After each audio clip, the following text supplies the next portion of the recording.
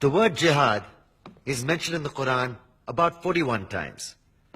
The words mercy, peace, and compassion are mentioned about 355 times. Yes, come in. Come on in, Riaz. Sit down, please. Contrary to popular belief in most Western cultures, Islam is a religion that preaches peace and tolerance.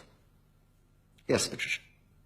If Islam truly is a religion that preaches peace, then how come the world's most troubled spots, the West Bank, Afghanistan, Pakistan, Iraq, they're all plagued with Islamic terrorism? Well, that depends on your definition of terrorism. Some might argue that the U.S. invasions of countries like Iraq and Afghanistan are also acts of terrorism. No, those were acts of war to get rid of despotic regimes. Or a means of getting at a country's oil.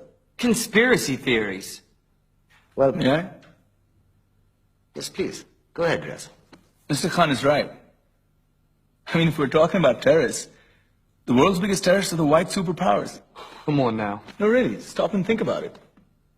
Explain 9/11. Okay. Do you know how many people died in the Twin Towers strike? Around 3,000. And do you have any idea how many people died in the bombing of Afghanistan? Take a wild guess.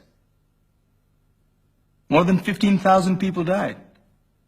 And that's just conservative figures. About 50,000 tons of explosives were dropped on innocent civilians.